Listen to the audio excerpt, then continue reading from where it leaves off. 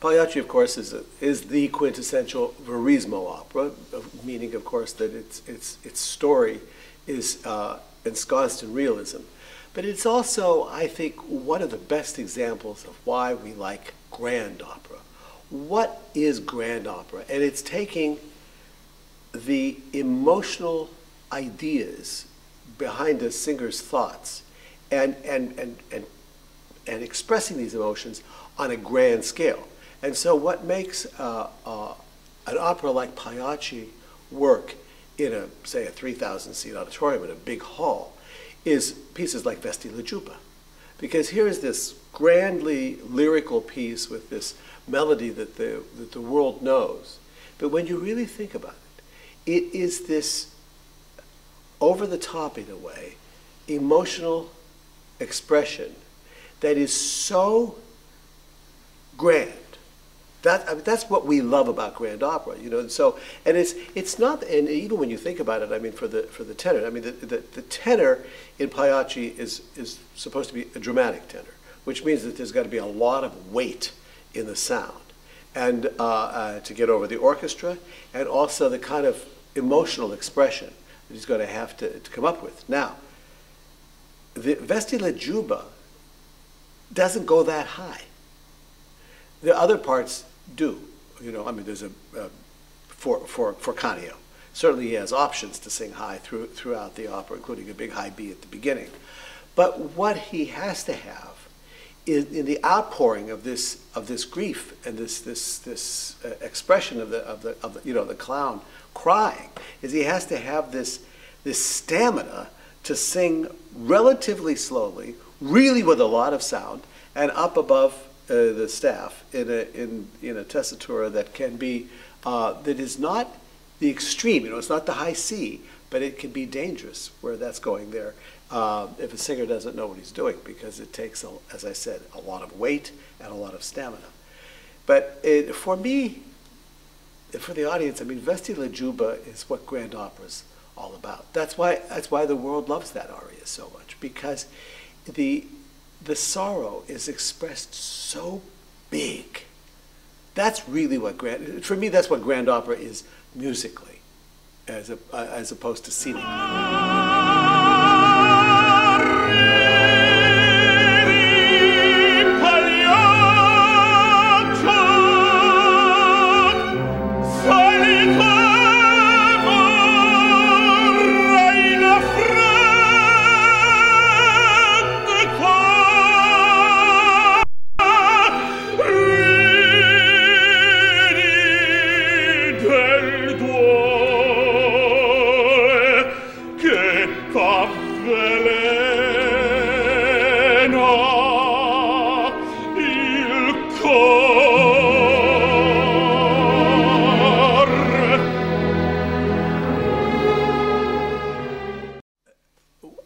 Another wonderful thing about this production is the fact that the Carmina Burana is so completely different than Pagliacci. You know, I mean, Pagliacci is this verismo piece with this big emotional lyricism, this big opera singing, and these big emotions.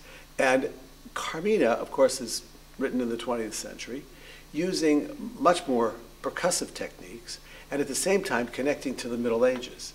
So you've got chant, you know, the influences of Gregorian chant, and a kind of almost tribal, you know, because as we know, the poetry is pretty base and sexual and sort of pretty primal in a way, and so Orff found a way to do that in the music as well, by the inclusion of a lot of percussion. And, you know, the piano is used as a percussive instrument in the piece, and we hear a variety of percussive music. So when we hear those opening strains, and in this case the closing strains, which are the same as the opening strains of O Fortuna, we hear a wonderful, first of all, a major seventh chord in the structure against D minor. I mean, we hear this contemporary.